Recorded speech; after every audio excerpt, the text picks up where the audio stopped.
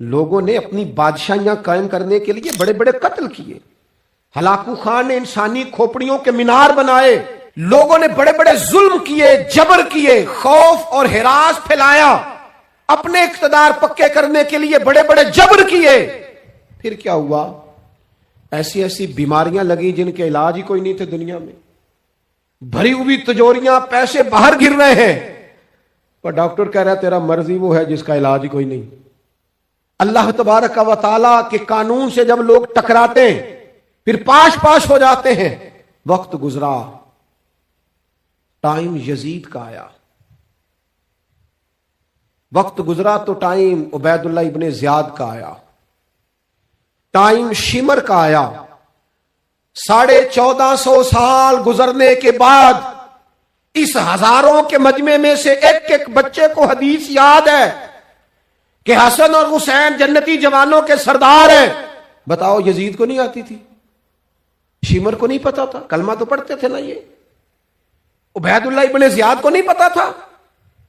نبی پاک علیہ السلام کے کندھوں پر حسنین رہے، ان سب کو پتا نہیں تھا؟ یہ جانتے نہیں تھے کہ یہ وہ حسنین کریمین ہیں جن کو حضور سنتے تھے، فرماتے تھے یہ میرے پھول ہیں دونوں. کیا بات رضا اس چمنستان کرم کی، زہرا ہے کلی جس میں حسن اور حسین پھول. آج 1450 سال گزرنے کے بعد امت کو حدیث آتی ہے کہ نبی پاک علیہ السلام نے فرمایا جس نے حسن اور حسین سے پیار کیا اس نے مجھ سے پیار کیا، جس نے ان سے بغض رکھا اس نے مجھ سے بغض رکھا. کلمہ پڑھتے تھے، مسلمان کہلاتے تھے. 10 محرم کو جمعے کا دن تھا. امام حسین امامہ باندھ کے گھوڑے پر بیٹھ کر خطبہ دینے لگے تو ایک شخص اندر سے بول کے کہنے لگا حسین تقریر لمبی نہ کر، ہمارا جمعہ لیٹ ہو رہا ہے. بلے و نمازیو، سامنے وہ شخصیت کھڑی ہے جس پر ابھی درود پڑھیں گے نماز میں، اللہم صلی علی محمد وعلی، ابھی درود پڑھیں گے حسین ابن علی پر، ابھی شہید کر کے ابھی درود پڑھیں گے، وہ سامنے کھڑے. اور امام حسین کا ایک جملہ تاریخ نے یوں لکھا ہے کہ شاید ریت کے ذرے بھی تڑپ گئے. امام علی مقام فرمانے لگے مجھے غور سے دیکھو، تمہیں پتہ ہے میں کون ہوں؟ تم جانتے ہو میں کون ہوں؟ نبی پاک نے فرمایا تھا یہ حسن اور حسین میرے بیٹے ہیں کیونکہ میری بیٹی کے بیٹے. تمہیں پتہ ہے میں کون ہوں؟ سامنے امام حسین کھڑے. فرمایا مجھے جانتے ہو؟ اور امام علی مقام فرمانے لگے میں تمہارے نبی کا نواسا ہوں، اور آج کے بعد تمہیں کسی نبی کا کوئی نواسا نہیں ملے گا کیونکہ نبی پاک آخری نبی ہیں. اور جب حضور کے بعد کوئی نبی نہیں آئے گا تو کسی نبی کی اولاد کیسے ہوگی؟ تمہیں آج کے بعد کسی نبی کے نواسے کی زیارت نہیں ملے گی. میں کیسے آپ سے یہ بات آپ کو عرض کروں کہ سامنے حسین ابن علی بھی ہوں تو لوگ نفس کی خواہشیں پوری کرتے ہیں، لوگ اپنی کرسیاں پکی کرتے ہیں، لوگ گورنریاں پکی کرتے رہے، لوگ گڈ بک میں جانے کے لیے ایک دوسرے کو شاباشیاں دیتے رہے، جشن ہوتا رہا. سب سے پہلے ایک شخص نے امام حسین کا قافلہ روکا تھا، اس کا نام ہور بن یزید تھا. سب سے پہلے اس نے روکا تھا. وہ ایک لشکر کا سپہ سالار تھا. جب امام حسین رضی اللہ تعالیٰ عنہ نے خطبہ پڑھا نا تو ہور یزیدی فوج میں تھا، واپس گیا اور عبید اللہ ابن زیاد سے جا کے کہنے لگا، یا جو بھی وہاں لوگ موجود تھے یزیدی فوج کے، ان سے کہنے لگا تم نے تو کہا تھا کہ صرف راستہ روکنا ہے، تم نے تو کہا تھا کہ صرف ان سے کچھ منوانا ہے، تم نے تو جب مجھے بھیجا تھا تو کہا تھا کہ بعد تھوڑے معاملات ہیں. اوہ سچ بتاؤ نبی کے نواسے کو شہید کرو گے؟ تم نے تلواریں نکال لی ہیں، نیزے نکال لیے ہیں، تیر نکل آئے ہیں، تیاری مکمل ہے. مجھے سچ بچاؤ، کیا حسین ابن علی کی گردن پر خنجر چلانے لگے ہو؟ سیدہ فاطمہ کا جگر پارا شہید ہوگا، کیا یہ خبر سچ ہے؟ یوں ہوگا؟ تو کہنے لگے ہاں یہی حکم ہے ہمیں، یہی تیاری ہے، یہی پروگرام ہے، یہی پلان ہے، یہی ہوگا.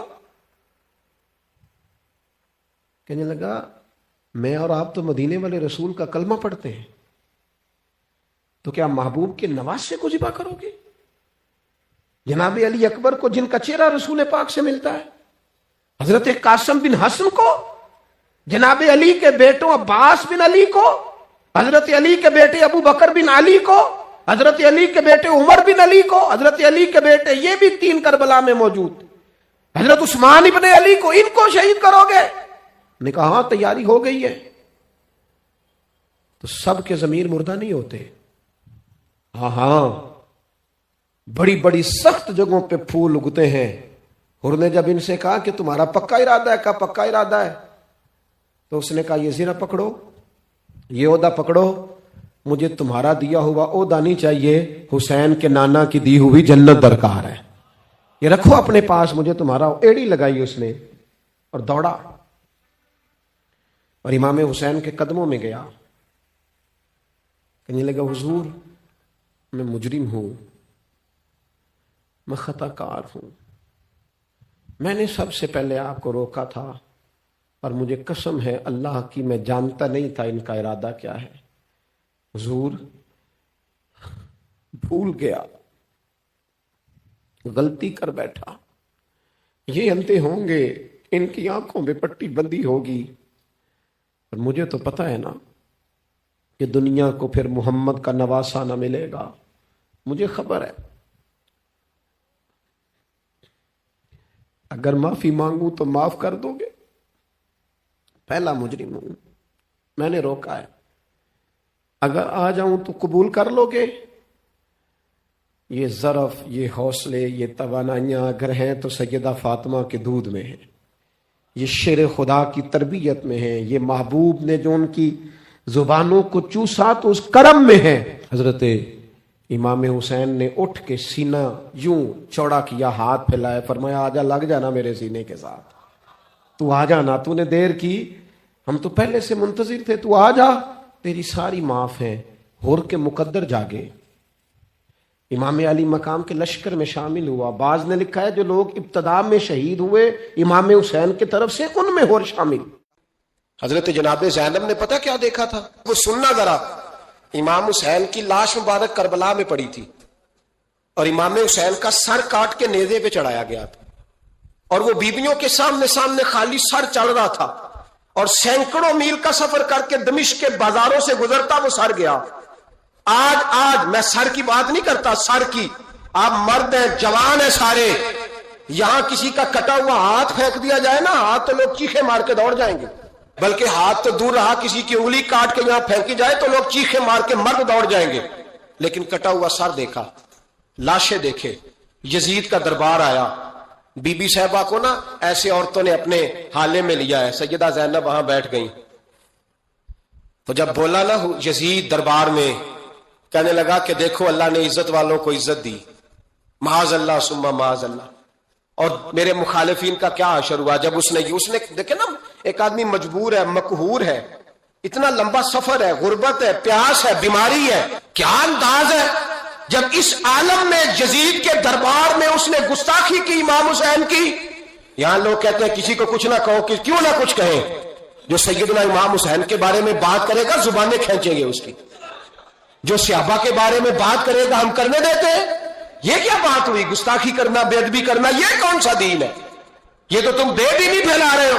सुनो, जब उसने बेअदबी की तो सैयदा ज़ैनब चुप नहीं रही, बल्कि हजरत ज़ैनब बोली और खड़ी हुई, और आपने तिलावत की कुरान मजीद की और आयतें पढ़ी, कहने लगी वतुइज़्ज़ु मन तशा वतुज़िल्लु मन तशा बियदिकल खैर, और आप फरमाने लगी यजीद तू कहता है तेरे मुखालिफिन पसपा हो गए, तुझे इज्जत मिली।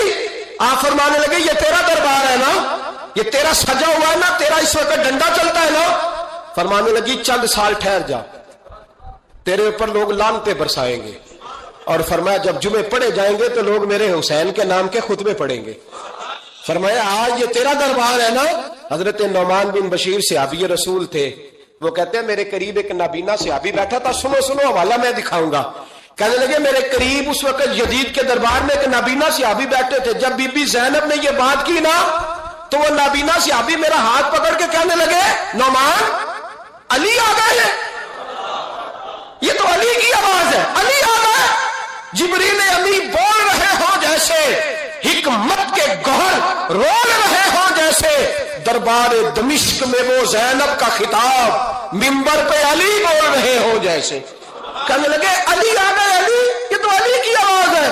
جناب نعمان بن بشیر کہنے لگے نہیں، علی جب بولتے تھے تو بڑا رنگ ہوتا تھا، ابھی تو زینب کھل کے بول ہی نہیں رہی، ابھی تو زینب ستائی ہوئی ہے، ابھی تو زینب زخم کھا کے آئی ہے، ابھی تو زینب پیاسی ہے. کاش زینب تر و تازہ ہوتی تو زینب خطبہ پڑھتی تو علی کی طرح گرجدار آواز نکلتی. یزید کے محل کانپتے، جبریل امین بول رہے ہوں جیسے، حکمت کے گوہر رول رہے ہوں جیسے، دربار دمشق میں بی بی زینب کا خطاب منبر پہ علی بول رہے ہوں جیسے. وہ مسکینوں کی طرح منتیں نہیں کر رہے تھے، ہائے پانی ان کا مزاج ہی نہیں تھا، بلکہ وہ دلیر لوگ تھے، دلیر، اور بر موقع بر محل بولتے تھے. یزید آیا دربار میں، جب یہ سارا قافلہ وہاں پہنچا تو یزید دربار میں آیا، اور جب وہ دربار میں آیا تو بادشاہوں کا طریقہ ہے، گاڑیاں، اب ہمارے بادشاہوں نے روٹر والی گاڑیاں رکھی ہوئی، وہ یوں چلتی ہیں، شور ہوتا ہے پیچھے. اس زمانے میں کہا جاتا تھا با دبا ملاحظہ ہوشیا، پیچھے ہٹ جاؤ، نعرے لگنے لگے. تو یزید کا ایک ناخلف بیٹا امام زین العابدین سے کہنے لگا تیرا باپ کہاں ہے؟ دیکھ یہ میرے باپ دادا کے نعرے، دیکھ میرے باپ کے نعرے، تیرے کدھر ہے؟ ابھی یہ بات شروع اس نے کی تھی کہ دمشق کی جامع مسجد میں زور کی اذان ہو گئی، اور جب مؤذن نے کہا نا اشہد ان محمد الرسول اللہ، تو امام زین العابدین اس کا ہاتھ پکڑ کے کہنے لگے یہ میرے نانا کے نعرے لگ رہے ہیں، اگر تیرا ہے تو بتا، یہ میرے نانا کے نعرے. اور فرمایا تیرے باپ کے 2-2.5 سال لگیں گے، میرے نانے کے قیامت کے بعد بھی لگیں گے، میرے نانے کے نعرے قیامت کے یہ لگتے رہیں گے، لگ رہے ہیں اور لگتے تھے اور لگتے رہیں گے. میرے بھائی یاد رکھو، دلیری، ہمت، پہلی بات ان سے پیار کرنا ہے، دوسرا ان کی ہمت، ان کا مقام دلیری کرنا ہے، ان کا کام ہمت کرنا ہے، ان کا کام ڈٹ جانا ہے. کمزوری دکھانا اہل بیت کا طریقہ ہوتی ہے. حضرت عباس کے بازوؤں میں درد ہوتی، جناب زینب پھر پریشان ہوتی ہیں کہ ہم تو اس بے حیائی کے خلاف لڑے اور امت ابھی یہ گند کر رہی ہے. جو چوکوں میں کھڑا ہوتا ہے نا عورتوں کو تاڑتا ہے، وہ یزید کے طریقے پہ عمل کرتا ہے. یہ دلائل ہے، آپ سوچ لیں، اندازہ کر لیں کہ ہم نے کس جماعت میں کھڑے ہونا ہے. اس لیے گند سارا نکالیں. امام حسین کا ایک پیغام آج اپنانا بڑا ضروری ہے. امام حسین نے سر سجدے میں کٹایا اور قرآن کی تلاوت نیزے کی نوک پہ بھی جاری رہی ہے. اس لیے آج کم از کم 10 نفل امام حسین کی سنت سمجھ کے ضرور پڑھیں گے انشاءاللہ. جنہوں نے روزہ رکھا ہے بڑا اچھا کیا ہے، چلو جو نہیں رکھ سکے پھر بھی نفلی ہے، کوئی فرق نہیں. کم از کم 3 دفعہ سورت یاسین کی تلاوت آج. حبار بن اسود اللہ کے رسول صلی اللہ علیہ وسلم کی سب سے بڑی صاحبزادی کا قاتل ہے. حضرت زینب رضی اللہ تعالی عنہ آ رہی تھی مکہ سے مدینہ کی طرف، اس نے نیزہ مارا، آپ گر گئیں. بطن اطہر میں اولاد تھی، بچہ ضائع ہو گیا، شدید بیمار رہنے کے بعد وصال کر گئیں. فتح مکہ کے بعد حبار بن اسود چہرے پہ نقاب ڈال کے آیا، باپ کلیجے پہ ہاتھ رکھ کے بتائے نا بیٹی پیاری کتنی ہوتی ہے. باپ ذرا کلیجے پہ ہاتھ رکھ کے بتائے کہ بیٹیاں جگر کا چین ہوتی ہیں، بیٹیاں سکون ہوتی ہیں، بیٹی باپ کو کتنی پیاری ہوتی ہے. بیٹی کا قاتل سامنے کھڑا ہو گیا، چہرے پہ نقاب ڈالا ہے، کہتا یا رسول اللہ صلی اللہ علیہ وسلم بہت بڑا دشمن بھی آ جائے تو آپ معاف کر دیتے ہیں. جاگ رہے ہیں آپ لوگ؟ فرمایا بہت بڑا دشمن بھی آ جائے تو معاف کر دیتے ہیں. حضور نے فرمایا حبار چہرے سے نقاب ہٹا، بیٹیاں بھولا نہیں کرتی، تو کلمہ پڑھ میں تجھے بھی معاف کرنے کو تیار. فرمایا ہٹا چہرے سے نقاب، کبھی بیٹیاں بھی کسی کو بھولی ہیں لیکن تو کلمہ پڑھ صحیح، میں تجھے بھی معاف کرنے کو تیار ہوں. اگر اتنا بڑا قاتل معاف ہو سکتا ہے تو چچا کیوں نہیں معاف ہو سکتا؟ تائے کو معافی کیوں نہیں مل سکتی؟ ماما جی کو معافی کیوں نہیں مل سکتی؟ سسر کے ساتھ سلوک کیوں نہیں ہو سکتا؟ آپ اپنے برادر نسبتی کے ساتھ محبت کیوں نہیں کر سکتے؟ کیوں ان ساری محبتوں کو فروغ دیا کیوں نہیں جا سکتا؟ اگر قاتل کے ساتھ، ظالم کے ساتھ صلح ہو سکتی ہے، اگر ابو جہل کا بیٹا اکرما کلمہ پڑھنے آئے اور میرے رسول منبر پہ کھڑے ہو کے استقبال فرمائیں، اور صحابہ کہیں یا رسول اللہ وہ تو کافر اور دشمن کا بیٹا ہے. فرمایا پہلے دشمن کا بیٹا تھا، آج تو مومن بن کے کلمہ پڑھنے آیا. وہ پہلے کی بات ہے، استقبال کیا جا رہا ہے. عزیز دوستو، تیسری بات یہ ہے کہ معاف کریں. اور چوتھی بات یہ ہے جب کوئی معافی مانگنے آ جائے نا پھر اس کو معاف بھی کر دیں. جڑے گا معاملہ تب بھی، معافی دیں بھی اور معاف جی. بڑا مشکل معاملہ ہے. لڑائی ہو گئی، جھگڑا ہو گیا. اچھا پہلے کئی دفعہ سلام لے لیتے ہیں، ہمارا ماحول بڑا جی، پہلے سلام دعا ہو جاتی ہے، لیکن بیٹے کی شادی کا کارڈ بھیج دیا تو کارڈ واپس کر دیا. میں نے منگنی تو نہیں سدیا تو میں نہیں آؤں گا. واہ جی واہ. بھائی منگنی پہ آپ کا آنا کوئی ضروری تھوڑا تھا، جب گھر والے کا دل کرے بلائے. پھر وہ ساری برادری کو لے کے دروازے پہ گیا، پر پھوپھی کہتی ہے میں آتی نہیں. ماما جی کہتے ہیں تو جو مرضی کر لے، یہی تو موقع آیا ہے. حدیث سناؤں، اتنے سخت لفظ، اتنے سخت، رحمت للعالمین رسول اتنے ناراض نظر آتے ہیں. حضور نے فرمایا، ترغیب و ترہیب میں حافظ منذری رحمت اللہ علیہ حدیث لائے. رسول رحمت صلی اللہ علیہ وسلم نے فرمایا جس سے اس کا بھائی معافی مانگنے آیا اور اس نے معاف نہ کیا، جس سے اس کا عزیز، اس کا دوست، اس کا رشتہ دار، اس کا مومن بھائی معافی مانگنے آیا اور اس نے معاف نہ کیا، فرمایا اگر معاف نہیں نہ کرنا تو میرے حوض کوثر پہ نہ آئے، میں جام نہیں پلاؤں گا. حوض کوثر پہ بالکل نہ آئے، مجھ سے جام کا مطالبہ نہ کرے. سخت گرمی کے ماحول میں میں نہیں جام پلاتا. اگر مجھ سے جام لینا ہے میرے ہاتھوں سے تو جب بھی کوئی معافی مانگنے آئے فوراً معاف کر دیا کرو. جب بھی کوئی، اور معافی بندے کے لیے نہیں دینی، اللہ کی رضا کے لیے دینی ہے. بندے میں تو کوتاہیاں موجود رہیں گی، بندے میں تو غلطیاں موجود رہیں گی. آج اختلافات ہیں رشتہ داروں میں، اتنے اختلافات کے سال فوتگی ہو گئی. ایک شخص فوت ہو گیا جو کسی کا نانا ہے، کسی کا کسی کا نانا لگتا ہے، کسی کا دادا لگتا ہے، کسی کا ماما لگتا ہے، کسی کا چچا لگتا ہے، کسی کا پھپھا لگتا ہے، لیکن لڑائیاں ہی بڑی ہیں. بیچارہ فوت بھی ہو گیا، انتقال ہی کر گیا. اب بھی جناب آتے ہیں تو سیدھے جنازہ گاہ، اس کے لیے نہیں، لوگوں کو دکھانے کے لیے. جنازہ گاہ آئے، جنازہ پڑا اور لوٹ گئے. بھئی اتنی نفرت کے مرنے والا ماری گیا ہے اور ہم ابھی تک درگزر کرنے کو تیار نہیں. میرے رسول کریم صلی اللہ تعالی وسلم نے فرمایا اگر تو چاہتا ہے کہ تیری عمر بھی زیادہ ہو اور تیرا رزق بھی زیادہ ہو تو اپنے رشتہ داروں سے اچھا سلوک کر، اللہ دونوں چیزوں میں برکتیں پیدا فرما دے گا. کن سے اچھا سلوک کر؟ جی یہ نہیں فرمایا وہ بھی جواب میں اچھا ہی کریں تو تب ہے. سب سے افضل صدقہ کون سا ہے؟ غریب کو دینا، مسکین کو دینا، یتیم کو دینا، مدرسے کو دینا، مسجد کو دینا، سب سے افضل صدقہ. اچھا یہ حدیث آپ نے پتا کیا کرنا جو میں سنانے لگا ہوں، یہ گھر جانا ہے، اس کو لکھ لینا ہے اور اس کو نہ پڑھنا ہے کبھی کبھی کھول کے کہ یہ کیا جملے ہیں حضور سید عالم کے، محبوب پاک کے. یہ کیسے عجیب حضور نے فکرے اور کس انداز میں سمجھا دیا، کتنی خیر انڈیل دی اپنے غلاموں کے دلوں میں. حضور نے فرمایا غلاموں پتہ ہے سب سے افضل صدقہ کون سا ہے؟ ایک صحابی کہنے لگے حضور یتیم کو دینا. فرمایا نہیں. سب سے افضل صدقہ کون سا ہے؟ یا رسول اللہ مسکین کو دینا. فرمایا نہیں. سب سے افضل صدقہ حضور مسافر کو دینا. فرمایا نہیں. سب سے افضل صدقہ یا رسول اللہ مجاہدین اسلام کو دینا. فرمایا نہیں.